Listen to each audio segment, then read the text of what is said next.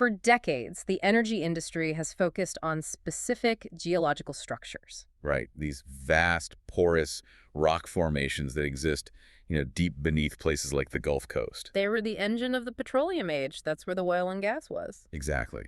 But now the mission is being completely reversed. We want to turn those exact same subterranean vaults into gigantic, permanent sponges. Sponges to soak up the planet's excess carbon dioxide. And that tension, using the architecture and the expertise of the fossil fuel age to try and decommission it, that feels like the core theme of this deep dive. It absolutely is. We are examining this immense, multifaceted, and frankly, rapidly professionalizing business being built around carbon capture, utilization, and storage. Or CCUS, as we'll be calling it. Right. And our source material for this, it maps out the global ambition, the really intense political and regulatory push that's accelerating it. And crucially, the controversial financial realities and the technical hurdles that companies are facing right now as they try to scale all this up. The scale of the challenge here really dictates why this can't just be some niche climate effort. It has to become a robust global business. It has to.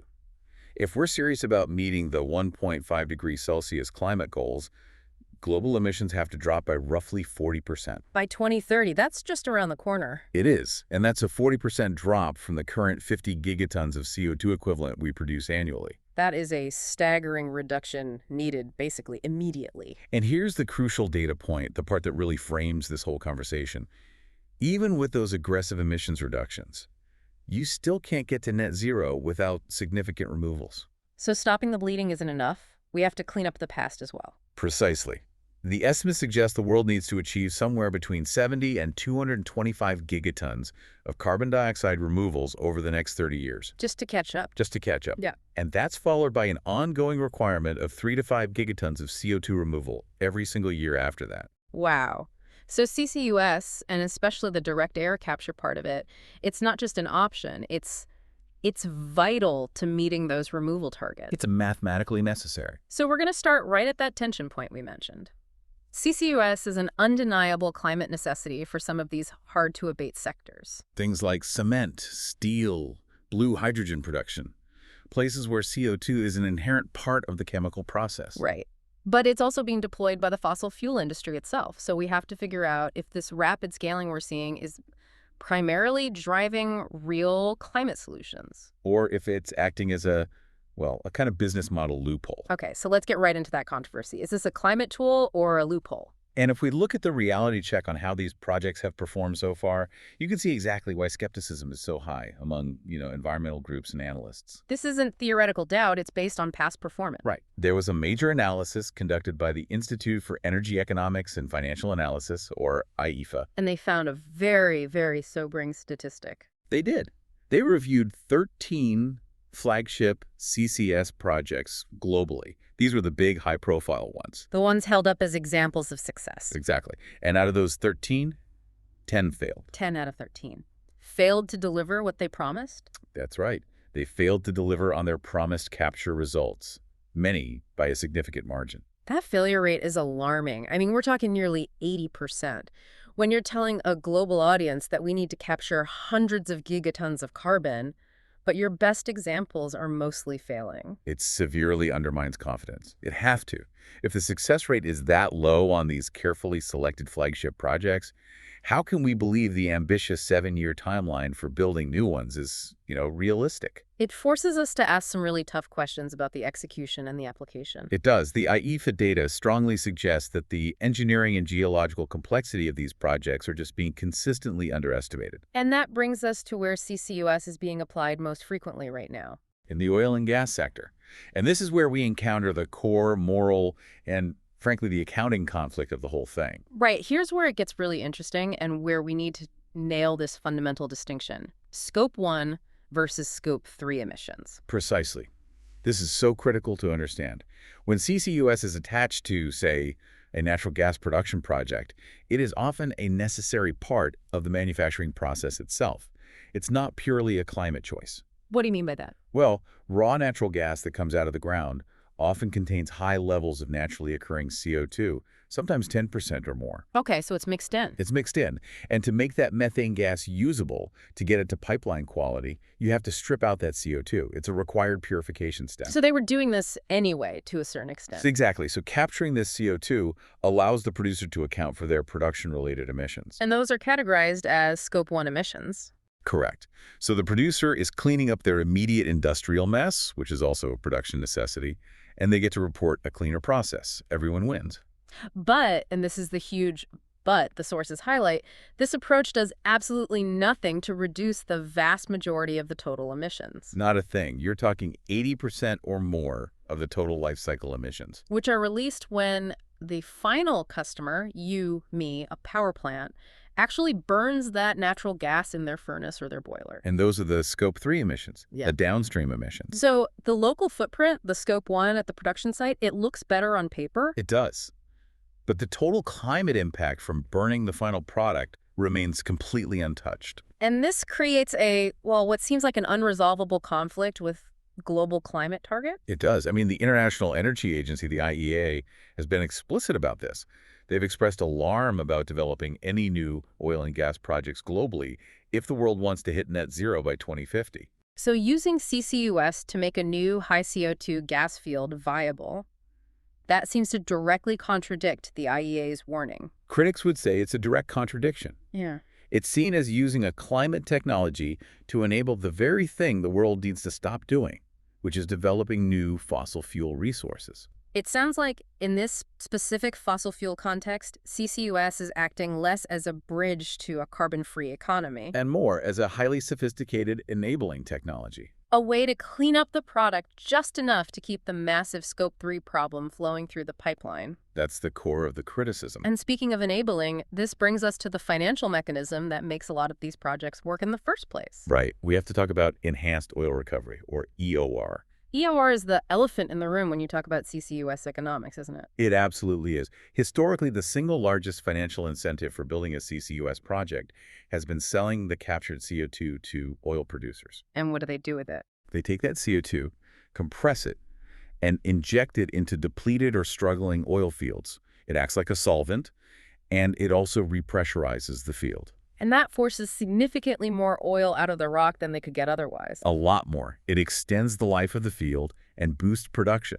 So the CCUS plant, which is theoretically there to reduce climate impact, finds its primary customer and economic driver in a process that enables the extraction of more carbon-intensive fuel. That is the critical moral hazard right there. It's the absolute heart of it.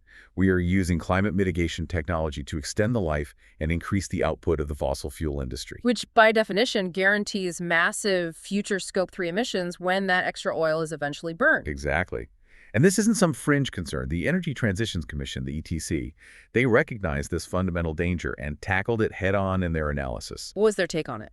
Well, they acknowledged that EOR currently reduces the immediate costs and the financial risks of building new CCUS projects. It provides a ready-made market for the CO2. But the ETC strongly recommends that governments and financial institutions severely restrict their support for EOR. So, actively discourage it. Their conclusion is pretty blunt. They say CCUS must be an addition to a rapid decline in fossil fuel use, not a substitution for it or an economic prop to keep it going. And we can see the perfect corporate embodiment of this entire tension in Occidental Petroleum, or Oxy. Yes, they are positioning themselves as a leader in both CCUS and direct air capture, or DAC. They're even aiming to become what they call a net zero oil company. Which sounds great, but how does that work in practice? Well, their strategy relies on a very complex accounting approach, and critics, as you can imagine, argue that their climate strategy is vague. Vague in what way? It lacks a clear, Paris-aligned phase-out plan for their core business, which is oil and gas production. Instead, it relies very heavily on these future, still-scaling technologies like CCUS and DA to offset their current and future extraction. So the technologies are often characterized as a kind of financial smokescreen. That's the term used. A smoke screen designed to prolong fossil fuel exploitation for decades, while presenting a green face to investors and regulators. They are definitely putting real capital to work, though, especially with public sector support. Oh, absolutely. The U.S. Department of Energy is allocating hundreds of millions of dollars toward developing Oxy's South Texas hub. And that includes an inaugural direct air capture plant designed to remove CO2 at a megaton scale. It does. But here's the kicker that illustrates the core conflict perfectly. Okay. The source material confirms that Oxy plans to use a portion of that DAC-captured CO2 for enhanced oil recovery. Wait, say that again? They're using a publicly subsidized machine that pulls CO2 out of the thin air. Yes, a genuine carbon removal. To then pump it underground to get more oil out of the ground. That's the plan. Think about the physical irony of that process. You physically pull one molecule of CO2 out of the atmosphere. A definite climate win. But then you use that captured molecule as an industrial tool to enable the extraction of several molecules of oil, which, when they're inevitably burned, will release far more CO2 back into the atmosphere than was ever captured in the first place. It feels like a loop that just creates more of the problem. And that's the fundamental criticism. So the conclusion from this whole section is pretty clear, I think. CCUS is a lifesaver for industrial process emissions, where CO2 release is an unavoidable consequence of chemistry. You're talking about things like crushing limestone to make cement. You can't make cement without releasing CO2. Exactly. There's no other way. Yeah. But when CCUS is tied to fossil fuel production, its business model often morphs into this really controversial tool for enablement. Which requires intense regulatory scrutiny to make sure it's actually leading to a net climate benefit and not just, extending the status quo. Precisely. Okay, so moving past the controversy for a moment, let's look at the sheer engineering scale of this new industry. Right, because the entire CCUS value chain is this massive multi-stage undertaking. It's not just one thing. It requires coordination across capture, then transportation, and finally storage or utilization. And that whole process, from the initial site concept to a fully operational facility, typically takes 7 or more years. So if we're starting behind schedule on our climate goals, we need a massive technological acceleration right now. And that acceleration really starts at the capture stage. We need to distinguish between 3 major capture methods. Let's break them down. First, you have the most mature technologies. These are at what's called Technology Readiness Level 7 to 9, TRL 7 to 9. So basically ready for commercial deployment. Exactly, and they're focused on post-combustion capture. So grabbing CO2 from existing industrial flue gas stacks. This is the easiest target, right? Because the CO2 concentration is really high in the smokestack. It's the lowest hanging fruit, precisely. Yeah. You're looking at flue gas streams that can range from, say, 3% CO2 in a natural gas power plant, all the way up to 95% CO2 in a specialized hydrogen or fertilizer production plant. And the core technology here is chemical absorption. For the most part, yes, primarily using specialized solvents called amines. Mature firms like Shell, with their ADP ultra-ray technology, and BAS, with their OASE systems, they really dominate this space. And we have real-world examples of this at scale. We do. Shell's Cancel-E technology, for instance, successfully captured up to 1 million tons per annum of CO2 from a power plant in Saskatchewan, Canada. So that demonstrates this process can work at a utility scale. It does. But there's a major drawback with this traditional amine scrubbing. The energy requirement. The massive energy requirement. It's called the energy penalty. You need a huge amount of heat to regenerate the solvent to basically boil the CO2 back out so you can compress it. And that energy has to come from somewhere. And it often consumes 20 to 30% of the host plant's own power output. It's a huge parasitic load. That energy penalty is the major cost driver then. It is, and that's why so much of the innovation is focusing on solvent efficiency. Trying to lower that penalty. Exactly. A company called Axens developed the DMX process. It uses a proprietary demixing solvent. A demixing solvent. How does that work?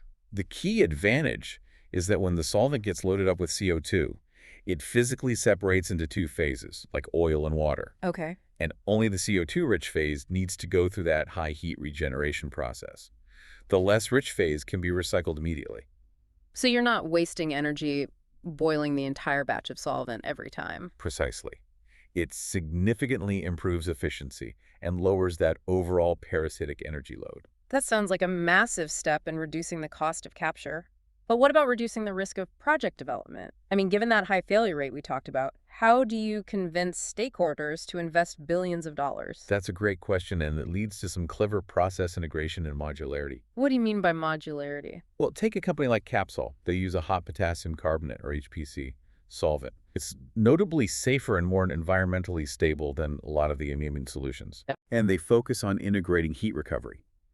Their Capsol GT system, which is designed for gas turbines, captures waste heat from the turbine and feeds it directly into the capture process. So they're recycling energy that would otherwise be lost. Exactly. But they also offer these things called CAPSO units. And what are those? They're mobile testing facilities, containerized capture plants. Ah, so it's a try before you buy model. It's a total game changer for de-risking the investment.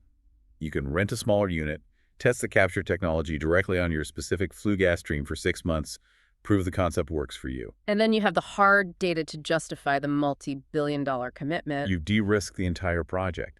It shifts the business risk immensely. But some companies are moving beyond just retrofitting an existing process. They're redesigning the power plant itself to capture carbon inherently. And this is arguably the most elegant solution. Companies like Net Power and 8 Rivers are building facilities based on something called the Alum-Fet-Vet cycle. Okay, that sounds technical. Break that down for us. Instead of using steam to turn a turbine, like a traditional power plant, they use supercritical CO2 as the working fluid. Supercritical CO2, what's that? It's CO2 that's under so much pressure and heat that it's in a state between a liquid and a gas. It has unique properties that make it very efficient for this. And how does that help capture the carbon? Well, the fuel, like natural gas, is combusted with pure oxygen instead of air. So the only outputs are more supercritical CO2 and water. There's no nitrogen from the air to deal with. Exactly. So the resulting CO2 stream is captured at extremely high purity, often above 97%. Which means you eliminate the need for a whole separate, expensive scrubbing facility on the back end. The capture is built into the power cycle itself. Net Power's first utility-scale plant is actually targeting deployment in the Permian Basin right now. That transition takes us from cleaning up existing emissions to the truly future-forward aspect of this. Carbon dioxide removal, or CDR. Through direct air capture, or DAC. If we need those gigaton scale removals we talked about at the top, DAC is completely non-negotiable. It is essential, but it presents an astronomical engineering challenge compared to capturing CO2 from a smokestack. Because the concentration is so much lower. So much lower. We're moving from grabbing high concentration CO2 from a flue gas stream, 3 to 95%, to finding the metaphorical needle in the atmospheric haystack, where the concentration is extremely low. Only about 0.04%. Right. And that low concentration means you need exponentially more energy just to move and process the sheer volume of air required to isolate the CO2 molecules. So how are the key firms tackling this massive, energy-intensive challenge? There are 2 dominant technology pathways right now. The first, which is used by firms like Climeworks, uses solid sorbents. What are those? Think of them as special materials, often amine-based structured materials, that act like a chemical sponge. They bind to the CO2 at ambient temperature and then release it when they're heated to a moderate temperature. Okay, so a capture and release cycle. Exactly. The second pathway, which is exemplified by 8 Rivers' calcite process, uses the calcium cycle. What does that involve? This process basically accelerates the natural carbonation of calcium. It cycles the captured CO2 into stable calcium carbonate crystals. Literally turning it into rock. In a sense, yes. And the key benefit of this second approach is that it relies on limestone, which is an abundant, cheap, and globally available feedstock. It's clear that the policy environment is acting as a massive magnet for this technology. We noted that over half of all DAC companies are headquartered in North America. And that clustering is directly attributable to the favorable policy landscape. You mean things like the U.S. Department of Energy's DD Hubs funding and the generous tax credits? Exactly. The government is essentially de-risking the very expensive development phase that's necessary to drive down the cost curve of these technologies. Now, before we move to storage, we have to address the U in CCUS utilization. We talked about EOR as the highly controversial use. Right.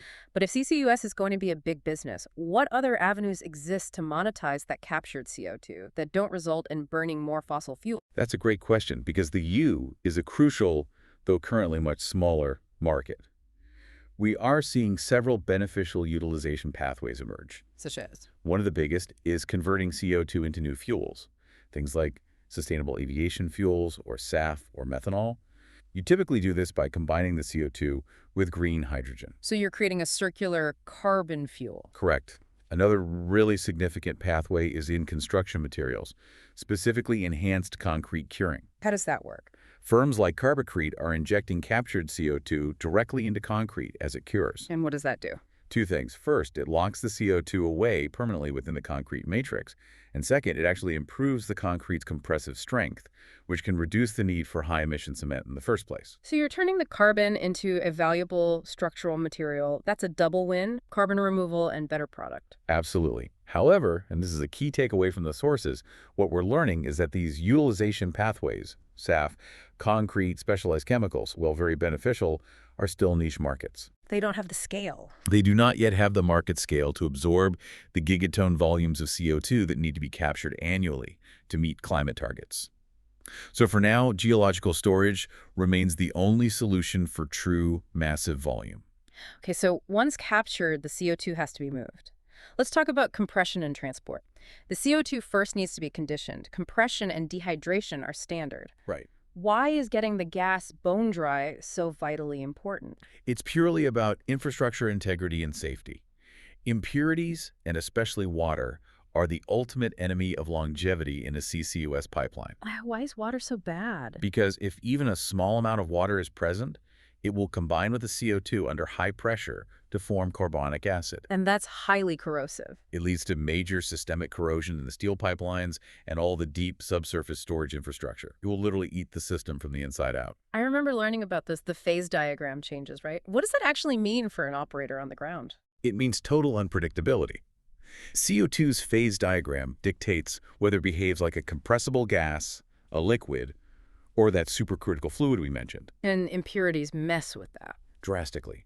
Even impurities in the parts per million, the ppm range, things like methane or hydrogen sulfide, can completely alter the pressure and temperature thresholds where those phase changes happen. So if an operator can't reliably predict the CO2's physical state, they can't safely operate the pipeline or the injection well. They can't. It could lead to unexpected pressure spikes, shutdowns, or, in the worst case, a catastrophic failure. This demands some serious hardware. It does. High-pressure pumps and compressors, these are TRL-9 technologies from players like Baker Hughes and Siemens Energy, capable of reaching the necessary injection pressures, which could be up to 215 bar. All while maintaining extremely tight purity controls. Exactly. And regarding transport itself, the big question is always pipelines versus ships. How do we determine the right logistical solution? It's purely an economic decision based on two factors: volume and distance. Pipelines are generally the lowest cost mode, but only for massive volumes, typically over 2 million tons per annum, and over shorter to moderate distances where the capture and storage sites are geographically close. So, for example, from a cluster of factories to a nearby storage basin. Perfect example. Yeah. But if you're moving smaller volumes or transporting carbon across oceans, say, from industrial hubs in Germany to storage sites under the North Sea in Norway, then specialized ships and carriers become the more competitive, flexible option. Finally, managing this entire complex, integrated, and very high-stakes value chain, it has to require a digital layer, right? Oh, absolutely. The need for real-time monitoring and reporting is massive. Not just for operational safety, but for the financial validation of the carbon credit itself. You need to prove the carbon stayed where you put it. You have hit the nail on the head. It's all about monitoring, measurement, and verification MMV, and having audit-ready data. Because if you can't prove it, you can't sell the credit. You can't. Companies like Emerson, with their boundless automation platform, and Baker Hughes with their Carbon Edge platform, are providing the software that's necessary to manage this complexity. So what does that software do? It provides the real-time data, the predictive intelligence on things like plume migration or pressure changes, and crucially, the verifiable documentation that's required to secure the financial carbon credits. Without that digital backbone, the compliance burden alone would make the entire business model impossible to scale. We've moved the CO2 across continents, we've compressed it, we've cleaned it. Now comes the final, and I'd argue most critical, step: securing the carbon sponge permanently, thousands of feet beneath the surface. The end game. This brings us back to those massive geological structures. Where are we actually putting all this CO2? Geologists have identified three primary types of formations. The current preference, which also tends to be the lowest cost option, is using depleted oil and gas fields. Why are those the first choice? Because the subsurface geology is already intimately understood. We have decades of hydrocarbon exploration and recovery data. We know the rock is porous enough to hold material, and we know the caprock on top is strong enough to seal it in. Because it held oil and gas for millions of years. Exactly. So there's less geological uncertainty, which means less risk of failure, and that reduces the early development costs significantly. But relying on old oil and gas fields, that's not going to get us to the gigaton scale, is it? Their capacity is finite. That's exactly right. And that's why deep saline aquifers are expected to account for the vast majority of future storage capacity. What are saline aquifers? They're essentially massive layers of porous rock, deep underground, that are saturated with very salty water, or brine. And they are much more widespread. They're geographically massive. Their theoretical storage resources are exponentially larger than all the depleted oil and gas fields combined. However, there's always a however. Developing these requires significantly more public investment. We need detailed geological surveys and test injections to prove their long-term integrity because we just don't have the decades of operational data that we have for the oil fields. And then there is that intriguing third option that was mentioned in the sources, deep, unminable coal seams. Right. What makes these seams attractive, especially for carbon-intensive economies that have a lot of coal? Coal seams offer a truly permanent storage mechanism based on a process called adsorption. Adsorption, not absorption. What's the difference? Absorption is like a sponge soaking up water, where the CO2 would dissolve into the brine in an aquifer. Adsorption is different. The CO2 molecules physically stick to the surface of the solid coal matrix. So it's chemically bonded to the coal. In a sense, yes. Right. This makes the storage highly stable and very difficult to reverse. And the sources note that some estimates suggest storage costs here can be remarkably low. How low? Less than $10 per ton of CO2 sequestered. And it's a proven, permanent mechanism that's highly relevant for major coal-producing nations. But the ultimate public concern for any of these sites is permanence. If we're engineering these sites to last for millennia, the single largest risk has to be leakage. It is. Leakage, either through old, faulty wells that weren't plugged correctly, or through failures in the caprock seal. This is where regulation and engineering for the long term are absolutely paramount. And that permanence challenge feeds directly into the question of long-term liability, right? If the CO2 leaks in 70 or 100 years, who pays the multi-billion-dollar cleanup bill? Exactly. And we are seeing regulators address this directly. The Illinois Safe CCS Act, for example, which sets the framework for storage in that state, requires operators to have detailed post-injection site care plans for at least 30 years. So they're responsible for monitoring it long after the injection stops. Yes. And similarly in the EU, after an initial period where the operator is responsible, the liability for the storage site can legally transfer to the national government. And that mitigates the long-term financial risk for the private developers, making it a more investable proposition. Correct. So technology has to meet this regulatory demand for stability. What specialized TRL-9 technologies are being deployed to ensure this extended post-injection lifespan? We've fundamentally had to re-engineer the deep subsurface hardware. We're moving beyond traditional oil field design, which was really only engineered for 10 to 20 years of production. So what's different? Well, take the injection wellheads and the internal components. Companies like Innovex have developed specialized systems that are engineered specifically to tolerate the corrosive effects of carbonic acid. That acid we talked about, which forms when CO2 mixes with water. Right. They're designed to handle these low-purity CO2 streams without degrading. And the seals, the physical plugs that are thousands of feet down, if those fail, the CO2 escapes. What kind of materials do you need for seals that are designed to last for a century or more? The elastomers and the downhole packers, those are the seals between the injection tubing and the rock formation. They have to be exceptionally durable. What are they made of? The industry relies on highly resistant materials, like FEPM and phyton elastomers. These are engineered specifically to resist the extreme, aggressive chemical environment created by the pressurized CO2. They won't become brittle or degrade over time. But the real breakthrough seems to be in the monitoring technology. How do we actually know the seal is holding, and how do we track this vast plume of CO2 as it moves beneath the Earth for decades? That's where the adaptation of fiber optic technology for permanence really comes in. Okay. Traditional fiber optics that were used in hydrocarbon projects had a service life of maybe 10 to 20 years. Now companies like Baker Hughes are using specialized fiber, which they call Core Bright. And it's designed to resist something called hydrogen darkening failure. Right. Hydrogen darkening, that sounds complex. It is. It's the result of low-level radiation exposure in the subsurface combined with hydrogen interaction. And what it does is it essentially blinds the fiber optic cable over time. It makes it go dark. And if the fiber goes dark, you've lost your eyes and ears down there. You've lost your ability to track pressure, temperature, and acoustic data, all of which is crucial for verifying permanence. By engineering the fiber to resist this darkening, they're extending the monitoring service life dramatically. Ensuring the reservoir isn't permanently blinded and untrackable after a few decades. That's the goal. And to track the plume itself once it spreads out across miles and miles of porous rock. For that, we rely on advanced seismic monitoring. A key technique is called elastic full waveform inversion, or EFWI. How does that work?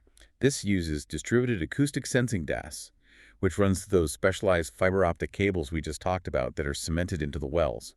By shooting seismic waves into the ground and then solving incredibly complex elastic wave equations based on the reflections. You can create a 3D map of the plume. You can continuously monitor the CO2 plume's migration in real time. This ensures that the plume is behaving as the models predicted, that it's staying within the defined storage complex, and most importantly, that the caprock seal remains stable and isn't being compromised. Finally, let's just quickly revisit the one process that removes that long-term monitoring risk almost entirely. Carbon mineralization. This is the CarbFix technology, which is TRL-9 ready and operational in Iceland. Right. It takes CO2 and water and injects them into specific types of rock basaltic rock formations. And these rocks are rich in reactive minerals. Exactly. This process accelerates the natural process of mineralization, transforming the injected CO2 into stable carbonate minerals. It literally turns it into solid rock. Within a time frame of just 6 months to 10 years. And while it is highly energy intensive and requires a substantial amount of water, it offers the highest possible level of assurance. 100% durable, irreversible removal. You are locking the carbon away as part of the geological structure itself. The technology is clearly adapting. It's leveraging legacy expertise from oil and gas, but innovating for this new mission of permanence. It is. However, the move from pilot projects to gigaton scale, that can't happen on technology alone. It needs policy to act as the global accelerator to create the market certainty for investment. Policy is absolutely structuring this market on a global scale.